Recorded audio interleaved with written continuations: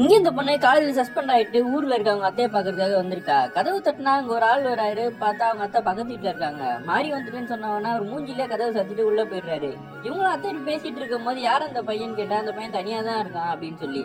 ஏன் அழகான பொண்ணு பார்த்து கூட அவர் கண்டுக்க மாட்டாருன்னா அந்த பையன் கண்ணு தெரியாதுமான்னு உடனே ஃபீல் ஆயிடுறா.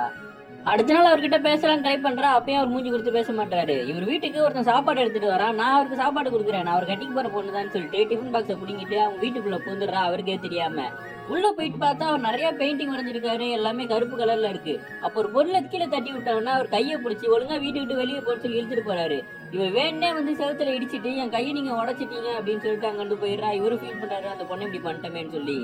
அடுத்த நாள் வேணே கையில கட்டுப்பட்டு வந்த உடனே இவரும் ஃபீல் பண்ணிட்டு அந்த பொண்ணை வீட்டுக்குள்ள அலோவ் பண்றாரு. இவளும் எல்லா டிராயிங்கும் பார்த்துட்டு இருக்கா. எதுக்கு கருப்பு கலர்லயே வரைஞ்சி வச்சிருக்கீங்க கேட்டா, எனக்கு தான் கண்ணு தெரியாது, எனக்கு தெரிஞ்ச ஒரே கலர் அது மட்டும் தான், அதனால தான் நான் அப்படி பண்ணிக்கிட்டு இருக்கேன் அப்படின்னும் போது, இதுவும் ஒரு கலர் தாங்க, இது மாதிரி நிறைய கலர் இருக்கு, நீங்க வீட்டுக்குள்ளேயே இருக்கிறதுனால தான் இப்படி ஃபீல் பண்றீங்க, வெளியே வாங்க போவோம்னு சொல்லிட்டு இவ கூப்பிடுறான். வரமாட்டேன்னு தான் சொல்றாரு. அதுக்கப்புறம் இந்த பொண்ணு கூட வெளியே போறாரு, பீச்சுக்கு போறாரு, ஜாலியா சுத்துறாரு. இந்த பொண்ணு கூட இருக்கும்போது அவருக்கு ஒரு சந்தோஷம் கிடைக்குது.